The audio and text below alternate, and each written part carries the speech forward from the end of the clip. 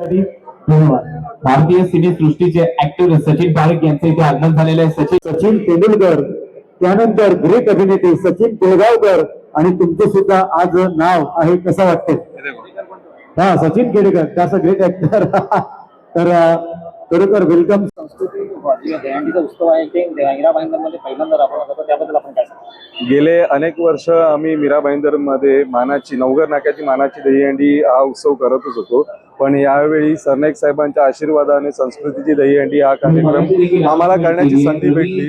हा खरोखरच आमच्यासाठी खूप अभिमानाची गोष्ट आहे आणि हा उत्सव आज खूप जोरदार म्हणजे खूप जोमाने आम्ही इथे पार पाडत आहोत।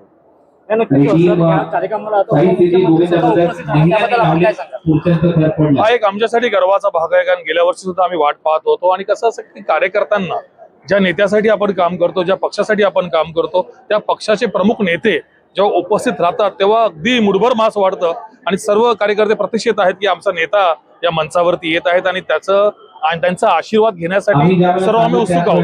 श्री साई दत्त सेवा मंडळ सरनाईकांचं एक महत्व होतं की अटकेपार झेंडा हा मराठी सण जावा, मराठी संस्कृती जावी, यासाठी आज त्यांनी एवढं केलेलं योगदान, आज त्याचं कुठेतरी फळ मिळालं। ठाण्यामध्ये 10 थर लावलेले आहेत पथकाने, त्याबद्दल आपण काय?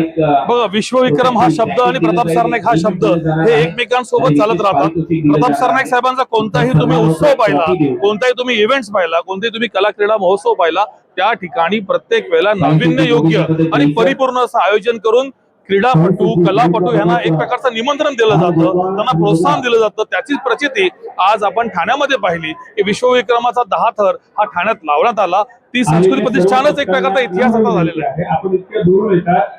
निखिलजी, काय सांगाल संस्कृतीचं जे दहीहंडीचा उत्सव असतो नेहमी ठाण्यामध्ये असतो, मीरा भाईंदर शहरामध्ये पहिल्यांदा एवढं भव्य दिव्याचं आयोजन करण्यात आलं, काय सांगाल आपण? बघा, मगाशी मी एका मुलाखतीत तेच सांगितलं की ज्या नेत्याकडे मी संस्कृती प्रतिष्ठान युवा प्रतिष्ठानची हंडी बघून ज्या नेत्याकडे मी प्रेरित झालो, त्या हंडीचा मी सहभाग, त्या हंडीचा आयोजकामध्ये माझंही नाव असेल हे मला कधी वाटलं सुद्धा नव्हतं। त्या गोष्टीचा मला खूप आनंद आहे आणि खरोखर या दहीहंडीला मातीपासून मॅटपर्यंत नेण्याचा जो विश्वविक्रम ज्या युवा नेतृत्वाने आमच्या पूर्वेची सरनाईक साहेबांनी केलाय, त्यांच्यासोबतही युवासेनेत काम करताना आम्हाला खूप आनंद होतो। आज हा भव्य दिव्य उत्सव म्हणजे जसे सरनाईक साहेब चैत्र नवरात्री ठाण्यात करायची, ती आता मीरा भाईंदरला आली, त्याचाही एक भाग मला बनायचा, मी त्याचा सहभाग करतो, तिथे सेवा करतो, त्याचंही भाग्य मला लाभलेलं आहे। आणि त्याच पद्धतीने मी मगाशी सांगितलं, दहीहंडी हा जो प्रत्येक तरुणाचा आवडीचा विषय असतो आणि दहीहंडी म्हटलं की ठाणे म्हटलं की दिघे साहेब म्हटलं त्यांच्यानंतर हे प्रताप सरनाईक साहेब,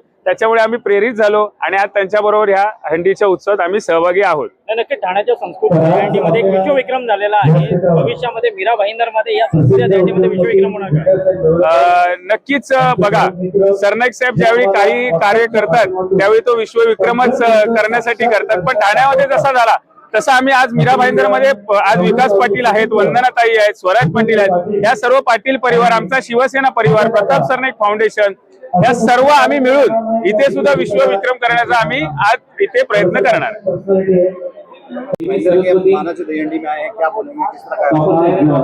देखिए, पिछले 3 साल से मैं यहाँ पर आने की कोशिश कर रहा था कि मेरा नसीब हो कि मैं यहाँ पर आके ये दहीहंडी का उत्सव का मतलब लुत्फ उठा सकूं। लेकिन आज 3 साल बाद मुझे मौका मिला है कि मैं दहीहंडी में आ सका हूँ। यहाँ पर आज नवघर नाका के इतना भव्य आयोजन देख के बहुत प्रसन्नता हो रही है।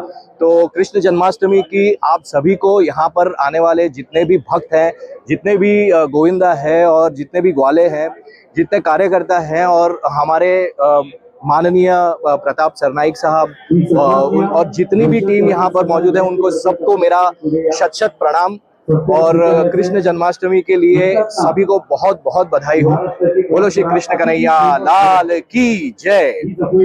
आज हमारे साथ मेरे एकदम करीबी दोस्त राकेश मोरे है, जिनकी वजह से मैं आज यहाँ पर आ सका हूँ। तो thank you Rakesh for inviting me. और ऐसे ही हर साल हर एक फंक्शंस में, हर एक उत्सव में मैं सहभागी रह सकूं, आप लोगों के साथ और ज़्यादा सेवा का मौका मिल सके, ऐसी शुभकामनाएं। Thank you.